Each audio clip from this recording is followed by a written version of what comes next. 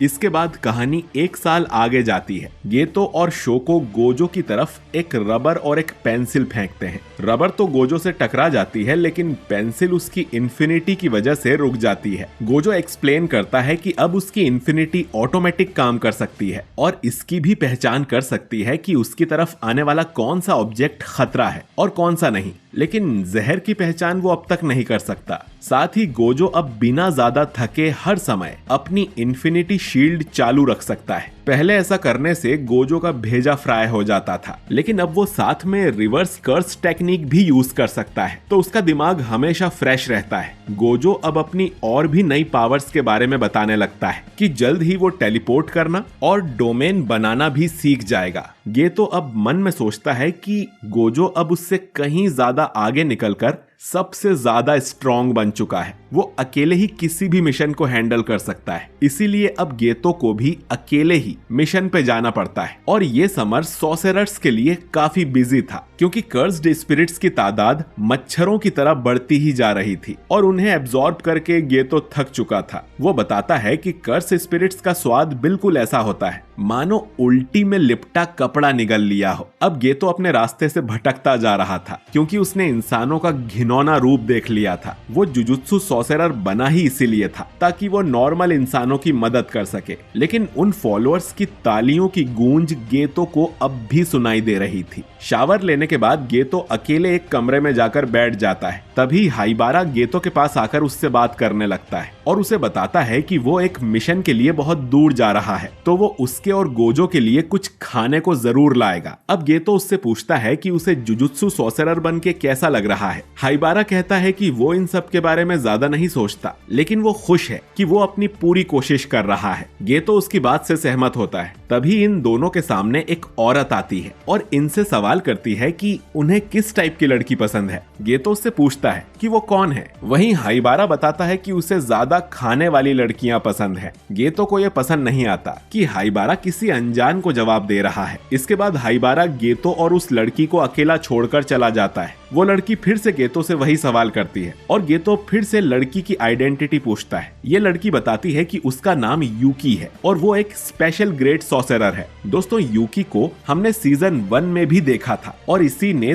तोदो को ये सवाल करने की आदत लगाई थी। खैर, गेतो यूकी के बारे में जानता था। यूकी का जुजुत्सु हाई से कोई लेना देना नहीं है और ना ही वो उनसे मिशन लेती है। उसे अकेले काम करना पसंद है। यूकी बताती है कि जुजुत्सु के लोग सिर्फ बीमारी का इलाज करते हैं, जबकि वो बीमारी को जड़ से ही खत्म करना चाहती है। यानी वो एक ऐसी दुनिया बनाना चाहती है जिसमें कोई कर्स स्पिरिट हो ही ना। अब जैसा कि हम जानते हैं कि कर्स स्पिरिट इंसानों के नेगेटिव इमोशंस से जो एनर्जी लीक होती है उससे बनते हैं। तो ऐसी दुनिया बनाने के 2 तरीके हैं जिनमें कर्स स्पिरिट हो ही ना। पहला, कि सारे इंसानों से कर्स एनर्जी को ही खत्म कर दिया जाए, और दूसरा कि सारे इंसानों को अपनी कर्स एनर्जी कंट्रोल करना सिखा दिया जाए। यूकी को पहला तरीका ज्यादा पसंद है और उनके पास तो इसका एक एग्जाम्पल भी था, तोजी, जो दुनिया में एक लौता ऐसा इंसान था जिसके अंदर बिल्कुल भी कर्स एनर्जी नहीं थी, लेकिन हेवनली रिस्ट्रिक्शन की वजह से उसमें ताकत बहुत ज्यादा थी। वो एक सुपर ह्यूमन था जिसका कर्सेस भी कुछ नहीं बिगाड़ सकते थे। तो उससे हारने पर गेतो को ज्यादा बुरा नहीं लगना चाहिए। यूकी उसे स्टडी करना चाहती थी, लेकिन अब तो वो मर चुका।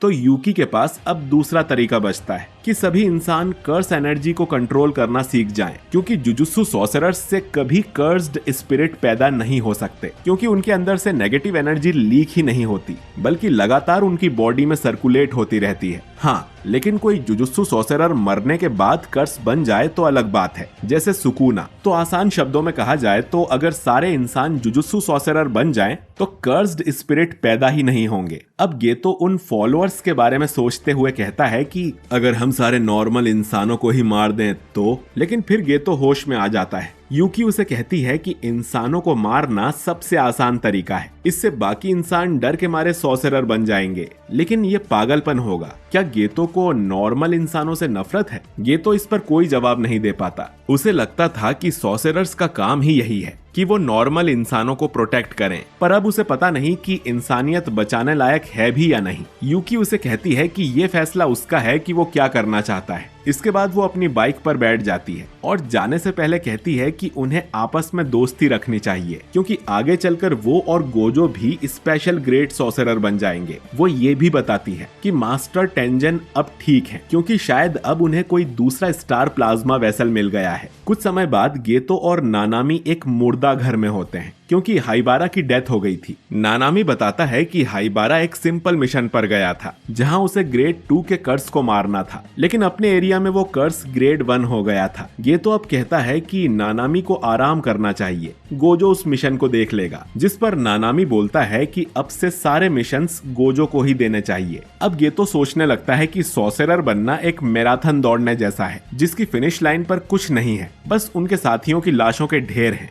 अगले महीने गेतो को एक मिशन पर भेजा जाता है, जहां एक गांव के लोगों को कोई कर्स्ड स्पिरिट मारते जा रहा था। गेतो उस कर्स स्पिरिट को खत्म कर देता है, लेकिन फिर उसे 2 छोटी लड़कियां मिलती हैं, जिन्हें पीट कर एक जेल में बंद किया हुआ था। असल में ये दोनों लड़कियां सॉर्सरर्स थीं। गेतो उन लोगों को बताने की कोशिश करता है कि विलेज में हुए हादसों में उनका कोई हाथ नहीं है, लेकिन वो लोग उसकी नहीं सुनते और उन लड़कियों को मॉन्स्टर बुलाने लगते हैं और ये भी कहते हैं कि इन्हें तो पैदा होते ही मर जाना चाहिए था। अब गेतो का पूरा दिमाग खराब हो जाता है और वो अपनी ट्रू फीलिंग को अपनाकर फैसला कर लेता है। इसके बाद गेतो अपने एक कर्स को निकालकर उन सभी गांव वालों का मर्डर कर देता है। वो पूरे 122 लोगों को मारकर वहां से चला जाता है। कुछ समय बाद ये पता चल जाता है कि ये सभी लोग गेतो के कर्स मैनिपुलेशन टेक्निक से मरे हैं, जिसके लिए गेतो को मौत की सजा सुनाई जाती है। टीचर यागा ये न्यूज गोजो को देते हैं और दोनों में से कोई भी इस पर यकीन नहीं कर पाता कि उनका दोस्त इतना घिनौना काम भी कर सकता है। गेतो ने अपना खुद का विलेज भी नहीं छोड़ा था और उसने अपने पेरेंट्स तक को भी मार दिया था, जो सुनकर गोजो को बिल्कुल भी अच्छा नहीं लगता। इसके कुछ टाइम बाद ही शोको की मुलाकात गेतो से हो जाती है। वो दोनों काफी नॉर्मल तरह से बात करते हैं। शोको गेतो से पूछती है कि उसने ये सब क्यों किया, जिस पर गेतो बताता है कि वो ऐसी दुनिया बनाना चाहता है जिसमें सिर्फ जुजुत्सु सॉर्सरर्स हों और उसे पता है कि कोई उसकी ये बात नहीं समझेगा।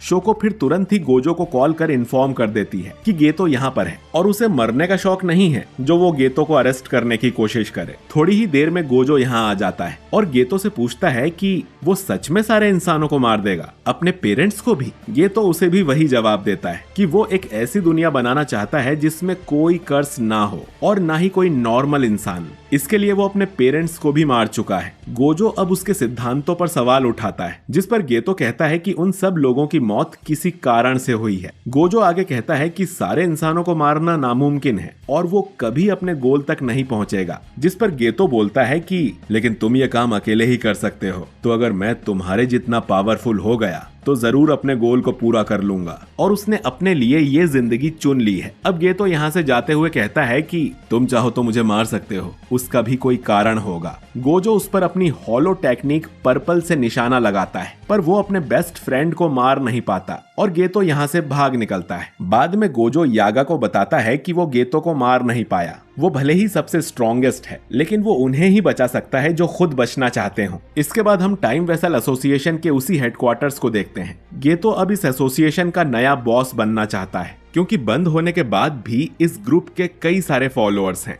वो उनके लिए प्रीस्ट का काम करेगा और उन्हें कर्सेस से मुक्ति दिलाएगा। इससे गेतो के पास कर्स और पैसे दोनों आएंगे और हम उन दोनों सॉर्सरर लड़कियों को भी यहीं देखते हैं, जिन्हें छोड़कर गेतो ने बाकी सब का मर्डर कर दिया था। खैर, गेतो अब स्टेज पर जाकर घोषणा करता है, ये ऑर्गेनाइजेशन अब से मेरी है और मैं इसका नाम भी बदलने वाला हूँ। कई सारे लोग इस बात के खिलाफ थे, तो गेतो उसी मैनेजर को स्टेज पर बुलाता है जिसे हमने पिछले एपिसोड में देखा था और वो सबके सामने उसे बेरहमी से कुचलकर मार देता है। अब गेतो सभी को सीधा धमकी देता है कि उन्हें उसकी हर बात माननी पड़ेगी। दूसरी तरफ गोजो को तोजी का बेटा मेगुमी मिल जाता है। वो उसे बताता है कि उसका फादर जेनिन क्लैन से था। वो यहाँ से भाग गया और बाहर आकर उसने मेगुमी को पैदा किया। जेनिन क्लैन को कर्स्ड टेक्निक से बहुत प्यार है। जब मेगुमी 6 साल का होगा तब उसे अपनी कर्स्ड टेक्निक दिखने लगेगी और फिर तोजी मेगुमी को जेनिन क्लैन में बेच देता, लेकिन उसने तोजी को मार दिया है। मेगुमी बोलता है कि उसे कोई फर्क नहीं पड़ता। वो आदमी उसे और उसकी सौतेली बहन बहन को छोड़कर भाग गया था और कभी वापस नहीं लौटा।